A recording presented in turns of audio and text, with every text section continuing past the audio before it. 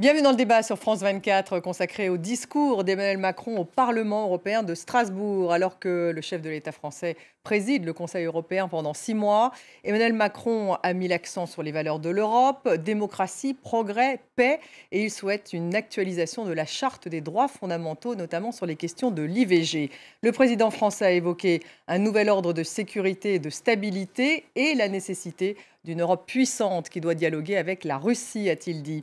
Emmanuel Macron a aussi été questionné par des députés européens, des échanges qui avaient un goût de campagne présidentielle française. Alors, quelle est la vision de l'Europe d'Emmanuel Macron? Comment s'inscrit-elle dans la présidentielle? De quelle Europe parle-t-on? D'une Europe des nations ou d'une Europe souveraine? Y a-t-il d'un côté les eurosceptiques et de l'autre les pro-européens? Et puis, comment parler d'une Europe puissante alors que les négociations sur l'Ukraine se passent sans l'Europe? L'Européen Emmanuel Macron est-il seul contre tous? On en débat avec mes invités. J'ai le plaisir d'avoir à mes côtés Pierre-Henri Dumont. Bonsoir. Bonsoir. Vous êtes secrétaire général adjoint LR, député du Pas-de-Calais. Et nous avons également avec nous 3 députés européens en direct de Strasbourg.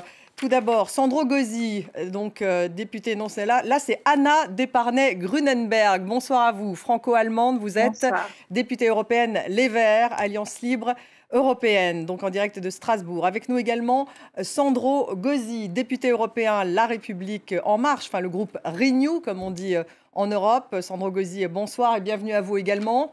Bonsoir à vous, merci pour l'invitation. Hervé Juvin est avec nous, député européen Rassemblement National cette fois. Bonsoir, je sais que vous êtes en train de vous installer, donc vous êtes là dans quelques minutes. On va démarrer par justement un extrait du discours d'Emmanuel Macron. C'était donc à Strasbourg, on le disait, et vous allez voir que le président français, il défend les valeurs de l'Europe. Cette Europe dont je viens de parler, notre construction européenne, repose sur 3 grandes promesses. Une promesse de démocratie, une promesse de progrès partagé par tous et une promesse de paix. Elle a tenu ces promesses durant 7 décennies. Mais le moment que nous vivons, par le retour du tragique de l'histoire et de quelques évidences géographiques, l'ébranlement actuel que nous vivons vient bousculer ces 3 promesses. Je pense que le défi qui est le nôtre est de tâcher d'y répondre, pas simplement d'ailleurs dans les mois qui viennent, mais au fond la tâche qui est la nôtre est sans doute celle de notre génération, et de répondre en profondeur à la refondation de ces promesses. Et je vous propose d'écouter tout de suite la réaction de Jordan Bardella, député du eurodéputé du Rassemblement National. Je vais y arriver. Votre Europe a 60 ans, la nôtre en a 3000. Votre projet politique a pour but d'effacer les nations d'Europe, le nôtre de les sauver. Il faut déconstruire l'histoire de France, aviez-vous déclaré. On comprend donc votre enthousiasme de vous retrouver aujourd'hui à la tête d'une institution qui s'est donné pour objectif la dissolution de l'Europe millénaire. Vous et vos alliés avez fait de l'Europe l'arrière-cour de Washington, la proie de Pékin, le paillasson d'Erdogan et l'hôtel de l'Afrique. Sandro Gozi, je voulais démarrer par vous. Il y avait un parfum clair de campagne française dans l'hémicycle européen à Strasbourg, avec ces questions des députés européens. Est-ce que ça vous semblait normal, quoique même inévitable? Disons que chaque présidence en exercice est toujours affectée un peu par un débat, disons, domestique. Je dirais qu'aujourd'hui, ils ont vraiment exagéré. Et certaines interventions de députés français, d'un candidat à la présidence de la République comme Yannick Jadot, d'un grand soutien à une autre candidate à la présidence de la République comme Bardella, sont allées au-delà de ce qui est acceptable dans un moment de grande importance pour l'Europe et dans un moment où il fallait débattre des grands choix que la France propose aux Européens de faire et pas seulement du grand choix que les Français sont amenés à faire au mois d'avril. Donc je crois que pas mal de lignes rouges ont été dépassées. Le président a fait un discours très européen, de très haut niveau. Les interventions peut-être ont raté un peu cette occasion. Lorsqu'il parle d'une dissolution de l'Europe, Jordan Bardella, justement, quelle est votre réaction, Sandro Gozi? Ma réaction, c'est celle du président. Aujourd'hui, M. Bardella a dit un peu n'importe quoi. A dit n'importe quoi sur les questions géopolitiques. A dit n'importe quoi sur les questions migratoires. Parce que c'est justement la vision que Emmanuel Macron nous a proposée. Et les raisons fondamentales pour lesquelles nous voulons refonder l'Europe sont justement celles de donner, de créer une puissance européenne. Et c'est à travers la puissance européenne et par le retour au nationalisme que nous pouvons protéger nos intérêts et promouvoir nos valeurs face à des États, des continents empires, hein, dans le sens, disons, géopolitique du terme, comme la Chine, les États-Unis, ou même face aux défis de l'Afrique. Donc, justement, face à ces défis géopolitiques que M. Bardella a évoqués, la réponse est celle de construire cette souveraineté européenne et pas de retourner au nationalisme que pour les Européens a toujours signifié à la fin conflit et guerre. Et je crois que c'est exactement là ça a émergé de façon très claire, ce clivage entre pro-européens, progressistes et nationalistes, dont Emmanuel Macron parle de 2017 et qui aujourd'hui a été clair devant tout le monde à la lumière du débat que nous avons vécu.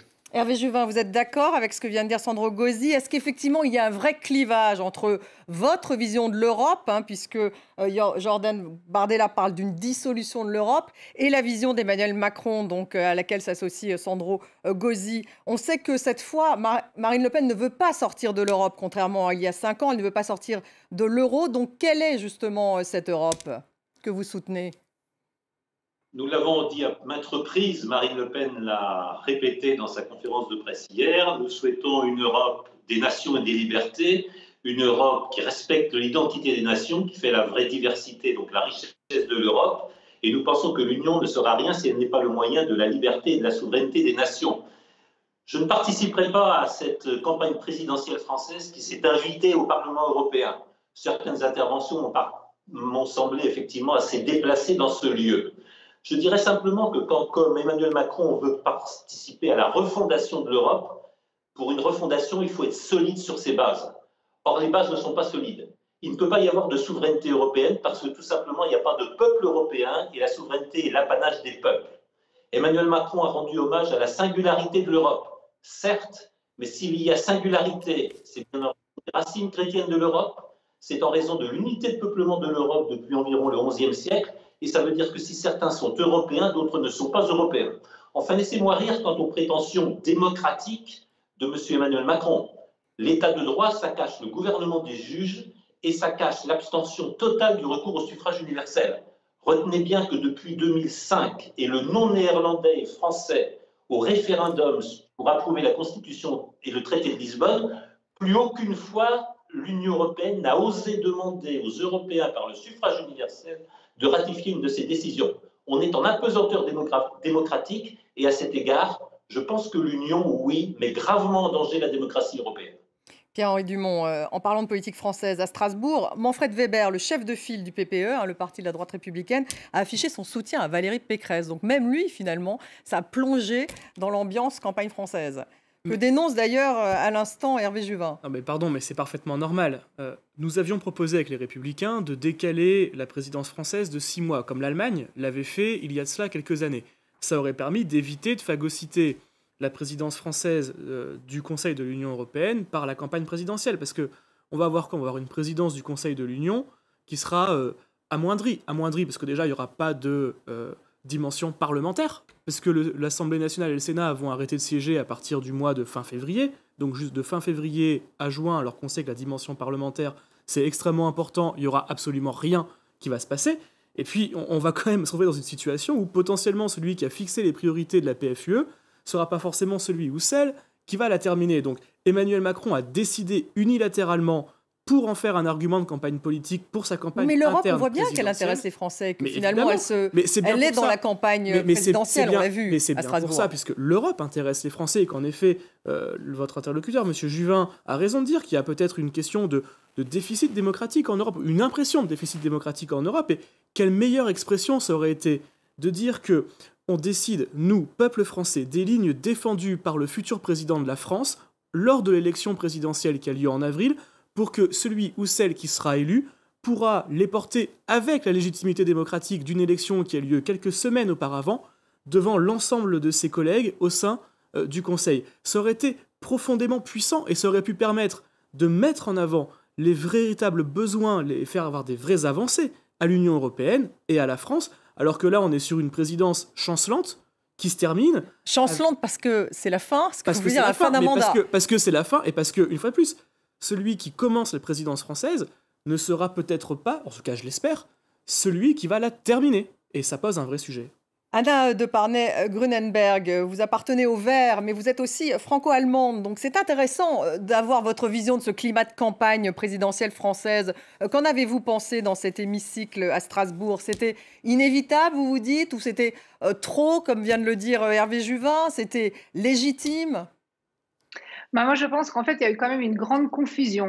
Normalement, justement, les États-nations viennent et viennent présenter ce qu'ils vont proposer pour l'Europe. Donc, 6 mois de travail à fond sur les dossiers. Alors là, on a un peu un décalage. On a un énorme programme qu'a présenté le gouvernement français avec beaucoup de choses très ambitieuses. Et on a, par exemple, justement, seulement 2 ou 3 mois à réaliser tout ça parce que, oui, le gouvernement français et Emmanuel Macron vont être obligés de se mettre en retrait. Donc, en fait, c'est un énorme programme pour une mini-présidence en temps. Et c'est vrai, il aurait été plus européen vraiment de se mettre au service de l'Europe après les campagnes et après les possibles changements en France pour travailler pour l'Europe. Donc, on peut se poser la question si Emmanuel Macron n'utilise pas en fait toute la communication et les relations publiques et les belles images pour se mettre en pro-européen devant les Français, alors qu'en fin de compte, il aurait été plus européen de décaler la présidence française de l'Union européenne. Alors on va voir que cette présidence européenne est en pleine campagne française, y compris dans l'Hexagone, puisque Éric Zemmour était à Calais pendant qu'Emmanuel Macron était à Strasbourg. Il a parlé, lui, d'Europe aussi. On va l'écouter tout de suite. C'est le symbole, évidemment,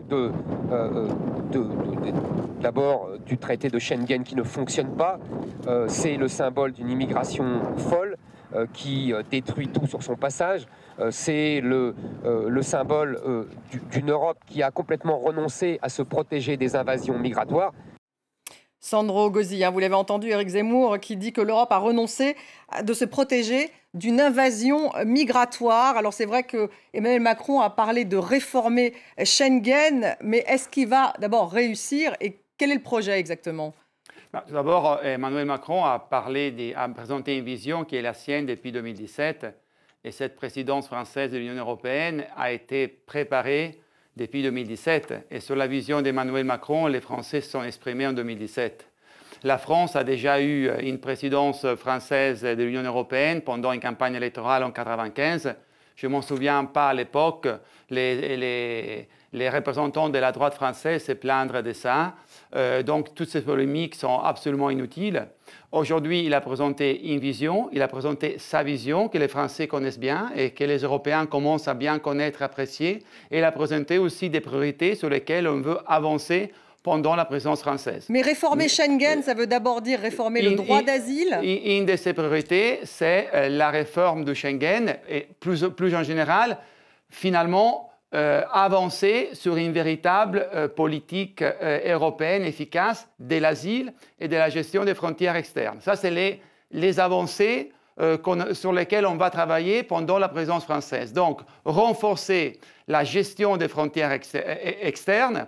Avec plus de... En renforçant également les contrôles, c'est ce que vous voulez dire? Avec plus de contrôles, avec des procédures d'asile plus efficaces, avec les Européens qui font ressentir ensemble leur poids vis-à-vis des pays d'origine pour avoir des retours de ceux qui n'ont pas le droit à rester sur le sol européen, des retours dans les pays d'origine. Ça, c'est un dossier très concret, comme les dossiers numériques, sur lesquels nous sommes déjà en train de travailler au Parlement européen et sur lesquels les conseils vont travailler sous présidence française. Et je crois que sur cet aspect-là des frontières externes et des règles d'asile plus efficaces, on peut avancer. C'est un dossier le plus difficile, mais c'est un dossier sur lequel la France va mettre tout son poids. Et nous, au Parlement européen, nous serons à côté de la France pour avancer. Hervé Juvin, Marine Le Pen, elle propose carrément de suspendre Schengen. En quoi, finalement, ce que vous proposez se distingue-t-il de ce que propose Éric Zemmour qu'on vient d'entendre? D'abord, je regrette un peu que le grand talent d'Éric Zemmour le porte aux extrêmes.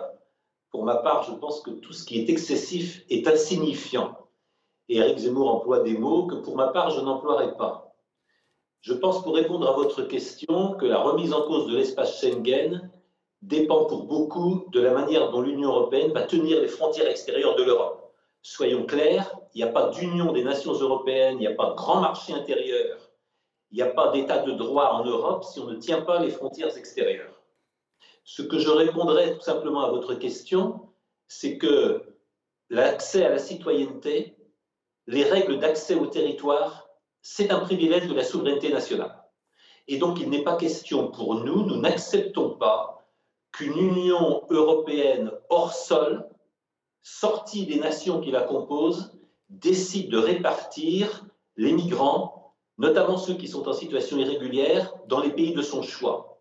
Le fait d'admettre des migrants, et j'admets parfaitement que des situations économiques, que des situations politiques, commandent aux nations européennes par solidarité d'accepter des migrants, mais je refuse, et nous refusons, que l'Union européenne procède de manière autoritaire, centralisée, bureaucratique à la répartition des migrants dans des pays qui, pour des raisons diverses, ne souhaiteraient pas les accueillir. Donc vous êtes contre les quotas, c'est ce que vous dites en fait. Nous sommes contre les quotas et nous sommes absolument contre la répartition bureaucratique et centralisée de l'Union européenne qui entend répartir... Et en un mot, qu'est-ce qui vous distingue donc de Éric Zemmour? C'est juste une question de langage, ce que vous venez de dire, ou sur cette question de Schengen? C'est plus une question de langage.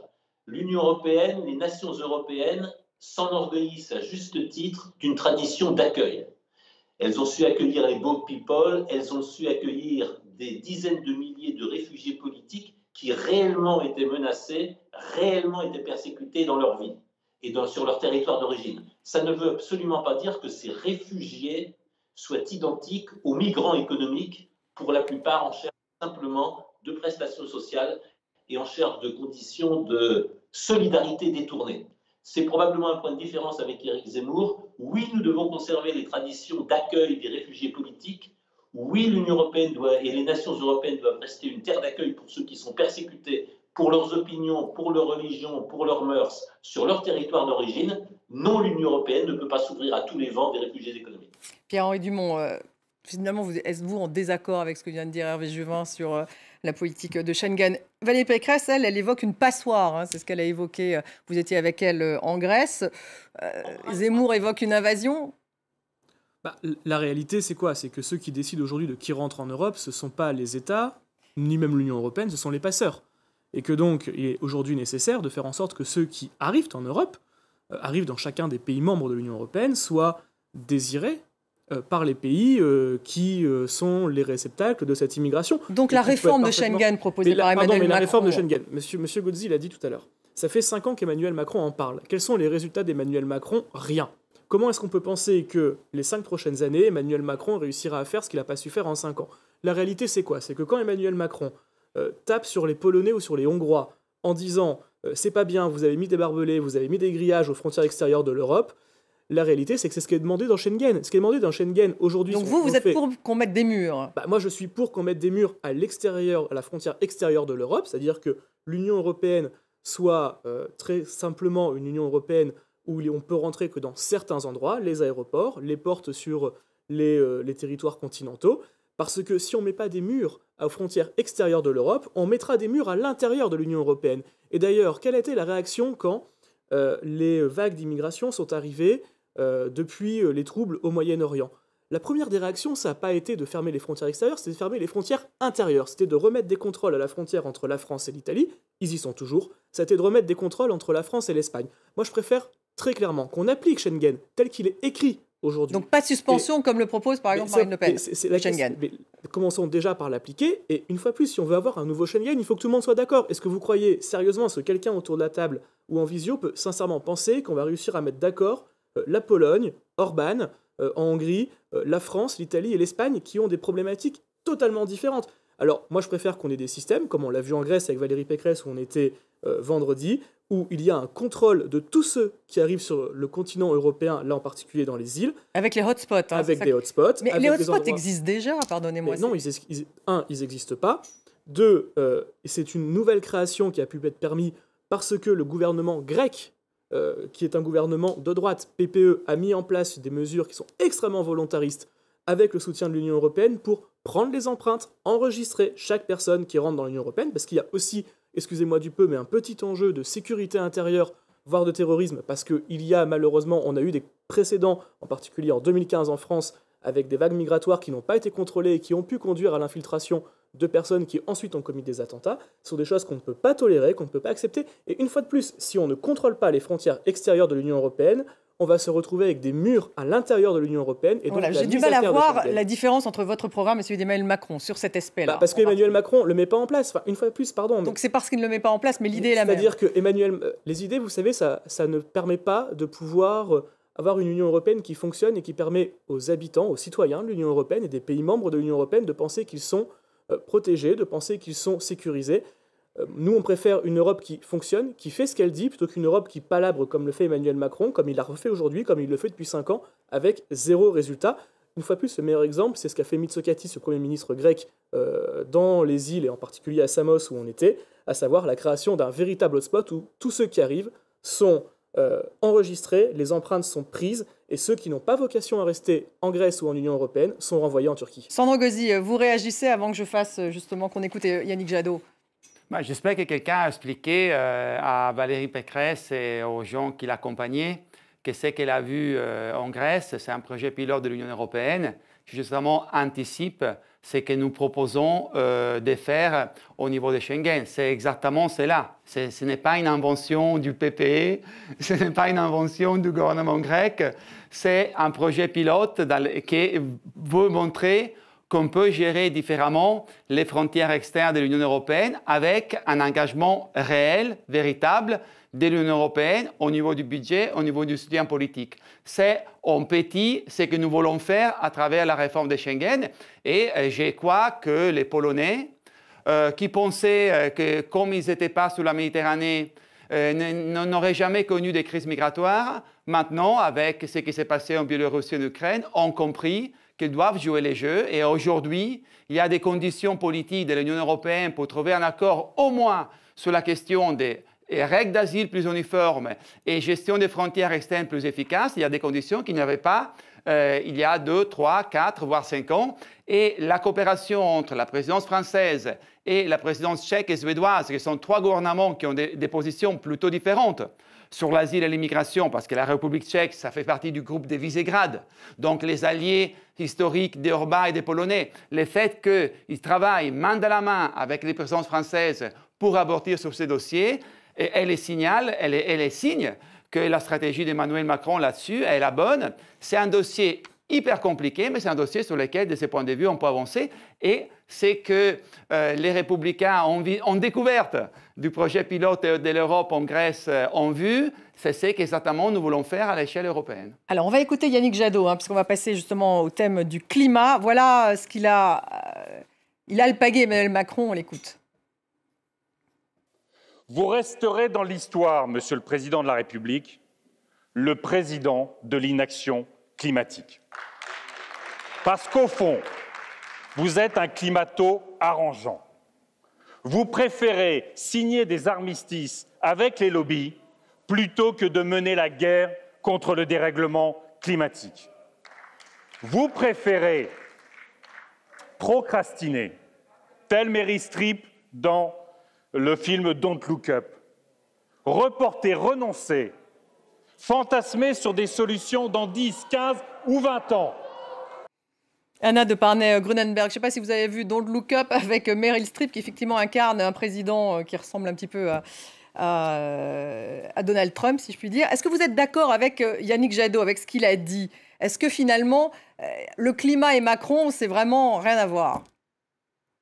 Alors, peut-être que oui, je peux confirmer. On a vu des grands espoirs au début de la présidence de M. Macron, qui avait quand même apparemment mis le thème des ressources, du climat et de l'environnement en avant. On a vu au fur et à mesure de sa présidence que c'est devenu de moins en moins.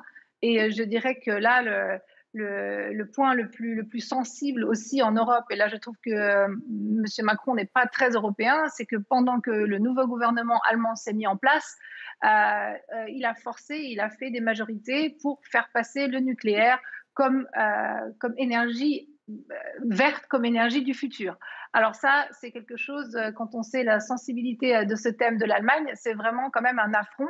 Et nous savons très bien que nous n'allons pas pouvoir régler nos problèmes énergétiques en allant vers le nucléaire. Et au lieu d'aller à fond dans les énergies renouvelables, nous avons là vraiment l'ancien monde qui revient à grands pas. Nous sommes très déçus. Vous êtes très déçus alors que, pardonnez-moi, mais l'Allemagne, il me semble qu'elle a obtenu en échange que le gaz soit également considéré comme une énergie verte. Est-ce que ça n'arrange pas les Allemands quand le nucléaire, énergie verte, arrange les Français? Pas du tout. Moi, je ne suis pas satisfaite du tout de cela. Bien sûr que nous avons des fois besoin de certaines énergies de transition, mais ça ne veut pas dire que nous les déclarons écologiques et pour l'avenir. Et là, il s'agit de flécher les nouveaux moyens qui veulent aller vers l'avenir, vers les nouvelles technologies et qui ne freinent pas la transition. Et donc, en fait, ni le gaz, ni le nucléaire n'ont la place dans cette taxonomie des finances vertes pour l'avenir. Et nous sommes vraiment déçus, en fait, que pendant que le gouvernement allemand, le nouveau, s'est mis en place, il y a eu ces accords faits en arrière-plan de la Commission européenne pour proposer cette taxonomie. C'est très décevant et surtout, ça ne nous fait pas avancer pour le climat alors qu'on a un grand chemin à faire. Hervé Juvin et Marine Le Pen parlent également du climat, mais vous êtes aussi très pro-nucléaire, me semble-t-il, au Rassemblement national. Oui, je dirais d'abord ma déception devant un discours de Yannick Jadot qui était un discours de campagne présidentielle française, beaucoup plus qu'un discours au Parlement européen. Alors que je pense que l'occasion était bonne, effectivement, pour parler d'écologie, pour parler des vrais enjeux environnementaux qui sont au moins autant la santé humaine que le seul réchauffement climatique. Je vais répondre à votre question très clairement. Le nucléaire est une énergie décarbonée. C'est une énergie qui offre de l'avenir et qui offre un atout compétitif à la France. Nous en avons bien besoin pour nos énergies, nous en avons bien pour notre industrie. Et très clairement, ce sont les choix allemands qui sont des choix aberrants en matière de tout renouvelable, qui sont en train de mettre une pagaille monstre dans l'Europe de l'énergie, qui sont en train de provoquer la précarité énergétique pour des millions de ménages. Et donc, très clairement, je crois que la France et ses alliés doivent employer tous les moyens pour que l'Allemagne change sa trajectoire. Elle est totalement irresponsable. Et en plus, je dirais à la représentante des Verts, attention à une écologie punitive. C'est le meilleur moyen de mettre les citoyens européens contre l'écologie et de leur faire passer à côté des échéances environnementales qui sont de vraies échéances, nous en sommes parfaitement conscients. Pierre-Henri Dumont, même chose, Valérie Pécresse soutient le nucléaire. On a l'impression, là on voit bien avec justement une eurodéputée allemande qui a une vraie divergence de vue entre les Verts en Allemagne et le nucléaire français. Là on peut dire que quoi, Pécresse, Le Pen, Macron, c'est la même chose, c'est le choix du nucléaire. Nous, en tout cas, on a toujours été pour le nucléaire. Emmanuel Macron, c'est peut-être un peu moins vrai, parce que c'est quand même le même président... Voilà, on ne peut pas dire que le nucléaire vraiment au centre de la stratégie. Non, mais il ferme Fessenheim. Enfin, c'est quand même le président qui, comme première action, ferme la centrale nucléaire de Fessenheim. Et aujourd'hui, qu'est-ce qu'on doit faire? Parce qu'on n'a plus d'énergie nucléaire à Fessenheim, parce qu'il n'y a aucun projet de construction qui a été lancé durant son quinquennat de centrale nucléaire, que ce soit une petite ou un EPR. On se retrouve dans une situation... Là, son projet, il me semble, c'est d'en construire d'autres. Mais son projet, c'est bien, mais la réalité des faits, c'était quoi? C'était de fermer les centrales nucléaires.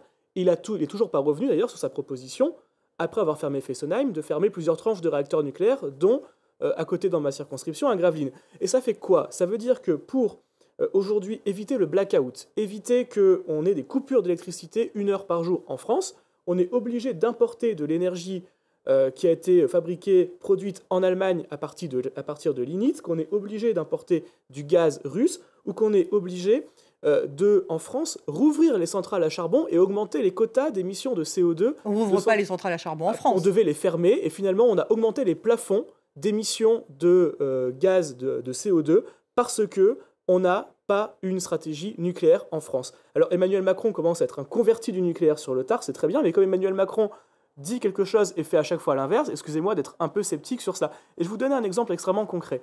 Dans mon territoire du Pas-de-Calais, on est sous le niveau de la mer, on est dans un polder. Et parce que l'énergie coûte beaucoup plus cher, parce qu'on doit l'importer, parce qu'on n'arrive plus à la produire avec une énergie qui est propre, qui est l'énergie nucléaire, qui est l'énergie la plus propre et la plus constante qui peut exister, pour évacuer les eaux qui sont en train d'inonder les champs, on va devoir mettre en place des générateurs et des générateurs à diesel. Donc parce qu'on n'arrive plus à avoir de l'électricité, parce qu'Emmanuel Macron n'a aucune stratégie à fermer une centrale nucléaire et ne veut pas rouvrir d'autres centrales nucléaires, on se retrouve à devoir utiliser du diesel pour avoir de l'énergie. Excusez-moi, je ne trouve pas ça très très propre, tout en augmentant les émissions de nos usines qui sont des usines qui sont alimentées par du charbon en France. On est à l'inverse complètement de la stratégie qu'il faut avoir. Sandro Gozzi, alors répondez justement à ce que vient de dire Pierre-Henri Dumont.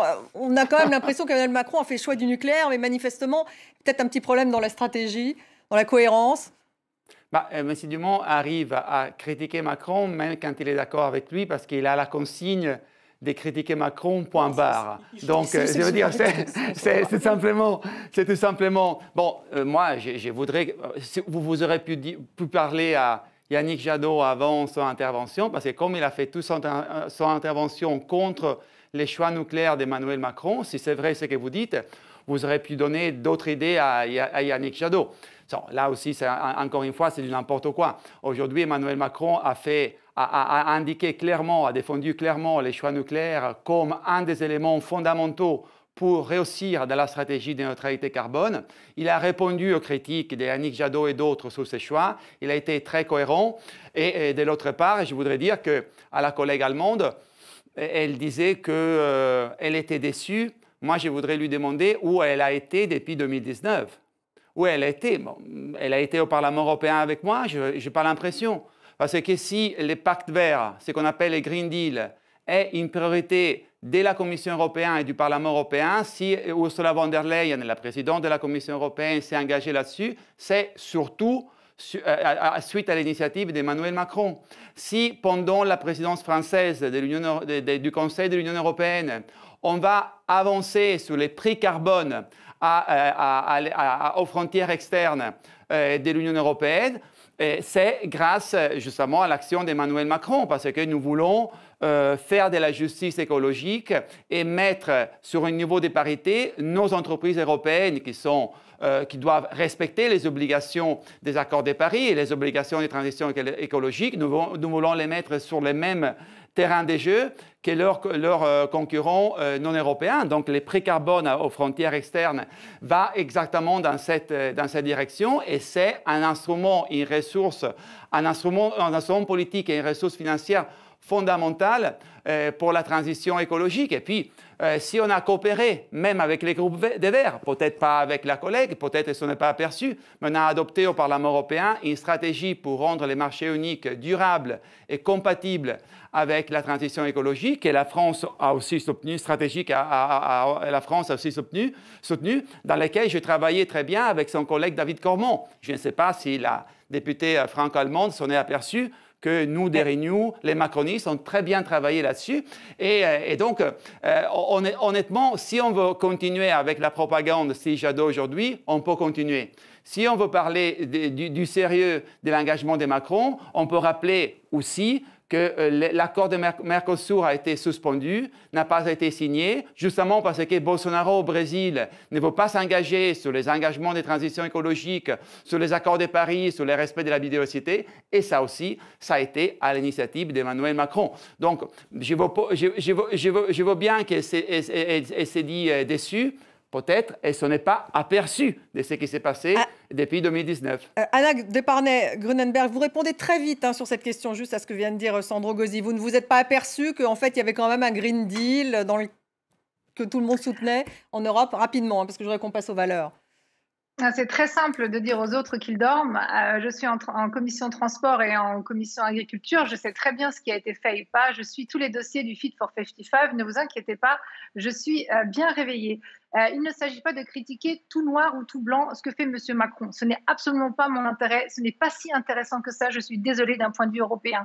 Oui, il y a des choses excellentes qui ont été faites par l'Union européenne et aussi, bien sûr, avec les États membres, dont la France. Et je suis très fière aussi que nous mettons en avant le CBAM, donc les CO2 aux frontières, tout ce qui est le ETCS. Je suis très pour ça. Mais on a oublié complètement l'agriculture.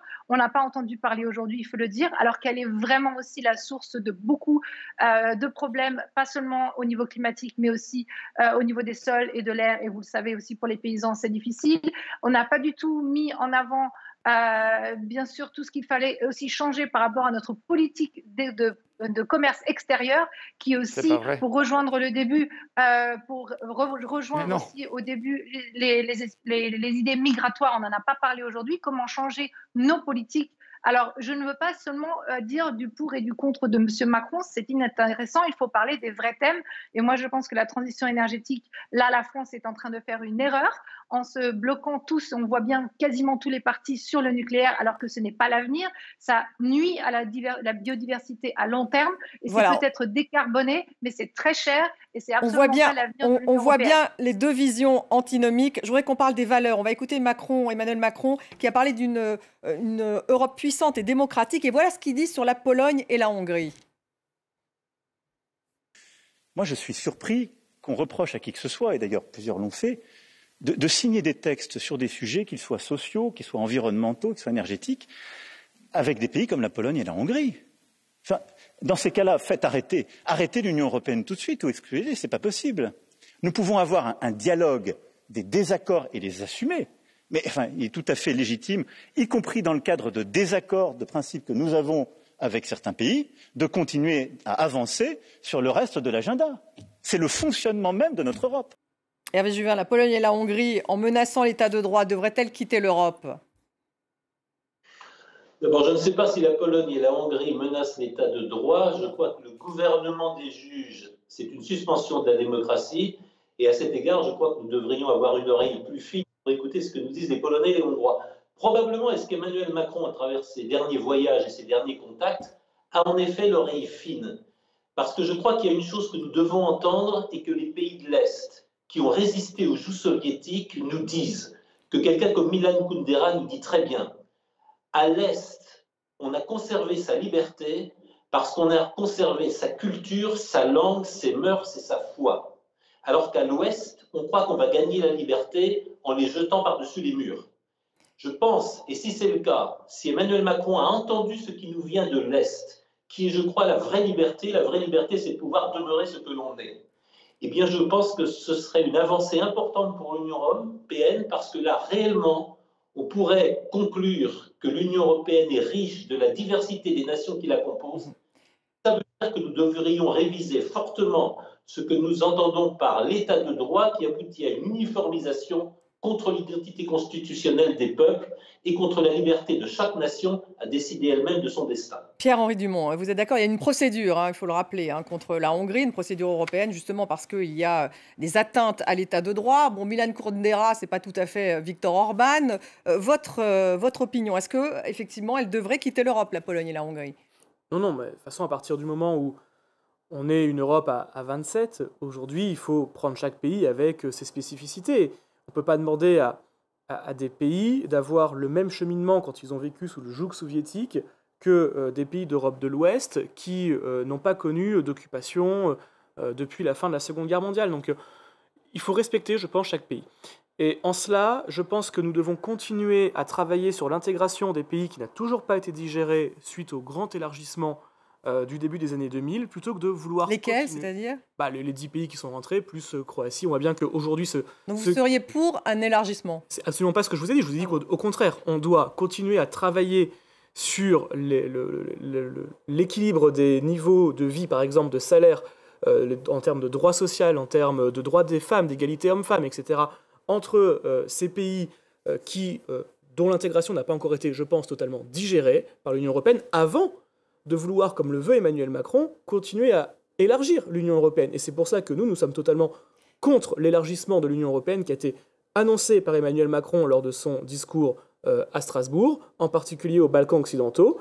Et une fois de plus, je rappelle que la Turquie, elle, n'a aucune vocation à rentrer, quel que soit le jour, dans l'Union européenne, et qu'on doit vous êtes d'accord avec Emmanuel Macron, mettre un terme... Emmanuel Macron, il est dans le même temps. Enfin, pardon, mais il continue les discussions d'adhésion de la Turquie, alors qu'il dit qu'ils ne doivent pas rentrer. Dans ces cas-là, arrêtons les discussions d'adhésion, mettons un terme à ces discussions, et admettons enfin que la Turquie n'a pas vocation à entrer dans l'Europe. Et voilà, je terminerai peut-être par une petite chose pour vous dire on n'a plus le temps. Bon. Voilà, on a vu un petit peu ce qu'étaient les clivages, justement, au sein de cette campagne française, campagne présidentielle française, ces clivages autour de la question européenne. Bien sûr, on continuera d'en parler sur notre antenne. Merci Pierre-Henri Dumont, le temps était trop court. Merci à vous Sandro Gozzi, Hervé Juvin, Anna Desparnay-Grunenberg. Merci d'avoir été avec nous en direct de Strasbourg. Merci à vous tous de nous avoir suivis. Restez avec nous sur France 24.